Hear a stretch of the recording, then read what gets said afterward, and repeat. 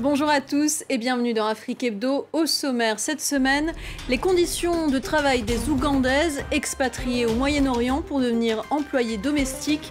Après une multiplication des abus et des violences, les gouvernements ougandais et saoudiens sont parvenus à un accord qui doit garantir une protection accrue des expatriés. Les Ivoiriens en colère contre les opérateurs télécoms, les fournisseurs d'accès ont tenté d'augmenter leurs tarifs tout en diminuant le volume de données inclus dans les forfaits d'Internet mobile. Elle mêle sa voix mezzo-soprano aux différentes polyphonies africaines sur une musique inspirée des sonorités mandingues, du jazz et du flamenco. La chanteuse et compositrice Julia Sarr est notre invitée. Chaque année, des milliers d'Ougandaises s'envolent vers le Moyen-Orient, notamment vers l'Arabie Saoudite, pour devenir employées domestiques et gagner un meilleur salaire. Mais une fois arrivées sur place, elles peuvent être victimes d'abus, d'agressions et de mauvais traitements. Pour y mettre un terme, Kampala a négocié un accord bilatéral avec Riyad. Il prévoit notamment une couverture sociale et des conditions de travail décentes. Reportage de notre correspondant Clément Diromain. À 22 ans, Carole Namugaya va bientôt s'envoler vers l'Arabie Saoudite, comme des milliers d'autres jeunes Ougandaises. Elle y gagnera 2 fois le salaire moyen de son pays. Je veux avoir de l'argent pour ensuite aider ma famille et créer un commerce en rentrant ici. Et aussi payer les frais d'école de mes frères et sœurs. Carole a dû attendre la reprise fin mars d'un accord entre l'Ouganda et l'Arabie Saoudite en renégociation suite à des différends entre les deux pays. Pour se préparer, elle reçoit la visite de Jennifer, une ancienne travailleuse à Oman. Ils aiment tellement leurs enfants, donc tu dois aussi aimer les enfants de la famille et ça se passera bien pour toi. Cette jeune Ougandaise a créé son association pour protéger les domestiques. Plus de 80 000 travailleurs partent chaque année au Moyen-Orient, mais pour certains, le travail se transforme en cauchemar. Violence, séquestration, non-respect des contrats. Jennifer enregistre des centaines de plaintes par an. C'est comme si vous étiez leur propriété. Les termes du contrat, ils s'en fichent. Peut-être qu'un homme peut vous forcer à coucher avec lui. Et si vous refusez, il peut vous jeter du 4e étage et c'est la mort assurée. Malgré ces risques, partir est souvent l'unique option. Rebecca a travaillé 4 ans comme domestique. Elle se dit chanceuse puisque ses employeurs ne la battaient pas. Il n'y a pas de jour de repos pour les domestiques. On travaille aussi la nuit. Nous n'avons même pas le droit de garder notre passeport. C'est comme si nous étions prisonnières.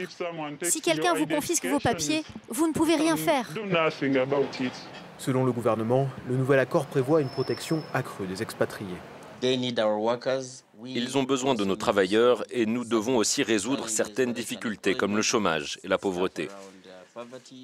Nous nous penchons sur leurs assurances médicales, le rapatriement, des problèmes standards en ce qui concerne le bien-être des travailleurs migrants dans un autre pays. Une préoccupation des autorités liée à des revenus importants. Depuis le Moyen-Orient, 150 000 Ougandais envoient chaque année environ 900 millions de dollars à leurs proches. L'Afrique subsaharienne souffre d'un Internet trop cher. Les utilisateurs y paient des tarifs parmi les plus élevés au monde, avec toutefois de très fortes disparités entre les pays. En Côte d'Ivoire, alors que le coût moyen d'un gigaoctet fait partie des plus chers, les 3 opérateurs principaux ont diminué début avril le volume de données incluses dans les forfaits 4G, tout en maintenant leur prix. Face à l'ampleur de la contestation et à l'intervention du gouvernement, ils ont finalement fait marche arrière, mais les utilisateurs ne décolèrent pas. Reportage de Sadia Mandjou. Dans ce point de vente, 1 giga d'Internet coûte à nouveau 500 francs. Ces 2 dernières semaines, pour le même prix, les consommateurs n'ont eu que la moitié. Un scandale pour ce vendeur de recharge qui dénonce une injustice. Moi, je suis allé au Burkina, je suis allé au Mali, je suis allé au Bénin. Ce n'est pas le même prix. Pourtant, nous sommes tous en Afrique. Normalement, en Côte d'Ivoire, on dit l'émergence. On doit émerger sur tous les domaines. Ce n'est pas seulement que d'autres choses. On doit émerger sur tous les domaines. En Côte d'Ivoire, le prix de la 4G est 3 fois plus élevé qu'au Sénégal et 5 fois plus qu'au Ghana. Pour Jean-Christian Conan, auteur de la pétition contre la hausse du prix de l'Internet, signée par plus de 45 000 personnes, il s'agit d'un problème de monopole. Les 3 plus gros fournisseurs de Côte d'Ivoire ont réalisé en 2022 un chiffre d'affaires de près de 980 milliards de francs CFA, soit plus de 1 milliard d'euros. Bon, évidemment, il y a des causes fiscales, les taxes. Il y a des causes également structurelles qui nous paraissent, se rapprocher d'un manque de concurrence entre les différents opérateurs. Ils ne sont que 3 en Côte d'Ivoire. La lutte pour la baisse des prix continue. Certains acteurs de la société civile veulent qu'Orange, Move et MTN dédommagent en giga tous leurs clients pour les 15 jours de surfacturation. 80 ans après la création de Captain America, voici sa concurrente féminine et non violente, Captain South Africa.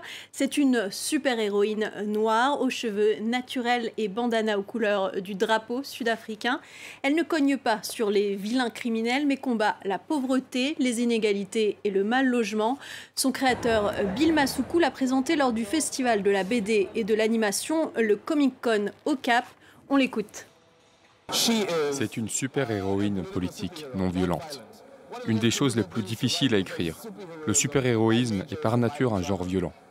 Mais pour cette BD, j'ai été inspiré par les gens avec qui je suis allé à l'université, par ces protestations et mouvements qui demandaient un changement politique, qui n'incitaient pas à la violence, et par les femmes qui m'inspiraient.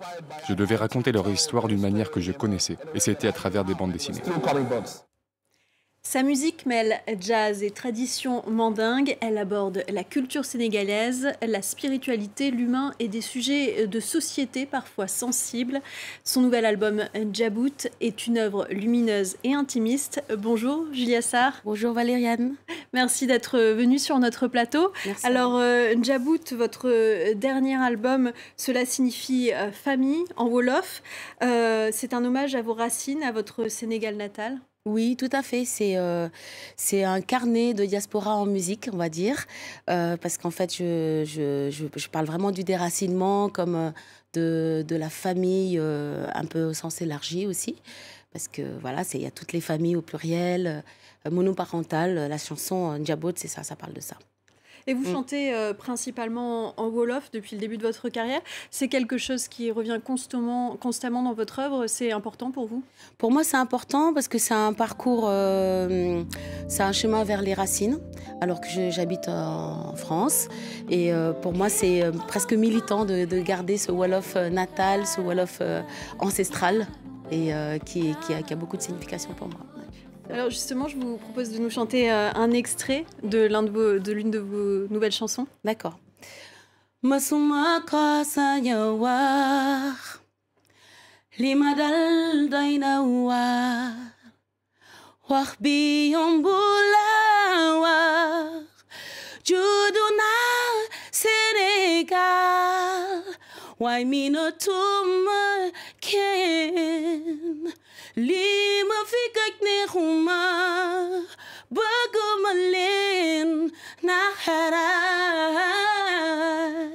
yeramom samakhal yeramom.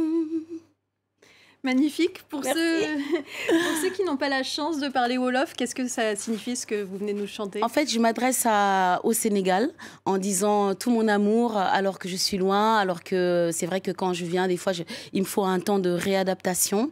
Et je pense que c'est un peu pour la même chose pour toutes les personnes qui quittent leur pays et qui doivent se reconnecter aux personnes et à l'environnement voilà, proche. Et je dis Dainawar parce que c'est très bizarre d'être ici et là-bas. C'est très bizarre. Il y a donc l'exil, le voyage, la migration.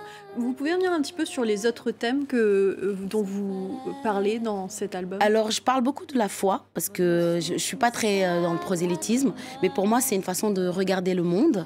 Ça, c'est une chanson qui s'appelle Wolu Yalla, d'être en confiance avec la destinée divine. Je parle des femmes, du mariage forcé ou arrangé, on va dire. Voilà, il y a des thèmes sur le père manquant aussi. Ça, c'est Djabout, encore toujours. Voilà, c'est des thèmes de société et des thèmes un peu personnels, mais qui peuvent être assez universels. Et parallèlement à la composition de ce dernier opus, vous avez aussi écrit une autofiction. Chaque chapitre de votre livre a son écho en chanson. Oui, parce qu'en fait, souvent, les gens me disaient, mais ok, c'est cool, le Wolof, mais on ne comprend pas. J'ai beaucoup d'amis, effectivement, qui ne parlent pas Wolof, quoi. Et je trouvais que c'était pas mal d'être un peu dans un projet transversal, de croiser un peu l'écriture, l'oralité, le chant, la musique et les mots. Et voilà, donc en fait, effectivement, les thèmes des chansons se retrouvent dans ce livre que j'ai écrit, qui n'est pas encore édité. Et qu'on pourra bientôt découvrir avec grand plaisir. Décloisonner, casser les codes, c'est un petit peu ce que vous avez fait tout au long de votre carrière. Vous suivez votre propre voie en fait. Oui, je trouve ça très lamentable d'être voilà, dans un tiroir identitaire, d'être cloisonné, d'être... Voilà, elle fait de la musique africaine ou du mbalakh, etc.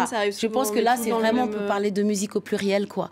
Et j'aime bien effectivement être là où on m'attend pas et en tout cas oser des choses différentes et puis oser les musiques que j'aime. Et le mélange, la fusion de tout ça. Et qu'est-ce qui vous inspire? Quelles sont vos influences? Vous parlez de musique ou... Oui. Enfin, en général, les qui vous inspirent, n'hésitez pas. Moi, il y a quelqu'un qui m'inspirera toute ma vie, c'est Youssou N'Dour.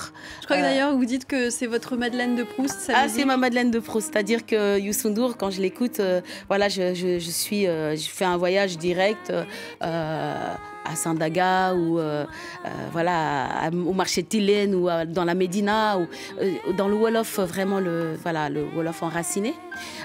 Oui, Youssou N'Dour m'inspire, mais j'écoute tellement de toutes sortes de musique. Et ce qui m'inspire, je crois, c'est la vie de tous les jours. Voilà, le quotidien, c'est passionnant, mine de rien. J'imagine qu'il y a plein de thèmes à traiter. Oui. Concernant Youssou N'Dour, vous avez fini par chanter avec lui. Ah oui, j'ai eu cette chance de faire pas mal de chœurs avec lui sur l'album Dakar Kingston et même l'album Womat. Et dans mon album, là, il a une phrase, il a une phrase parlée qui est un hommage à Habib Faye. Et quels sont vos projets pour l'avenir? Les projets, c'est de pouvoir être sur scène. J'ai un trio, piano Fred Soul, percussion Stéphane Edouard, et de pouvoir présenter cet album voilà, sur les scènes du monde. Du monde entier, on vous le souhaite, et on souhaite aussi à nos téléspectateurs de pouvoir vous retrouver en Afrique. Merci beaucoup d'avoir été avec nous. Merci. Merci Julia Sarr. Merci. Et merci à vous de nous avoir suivis. À très vite sur France 24.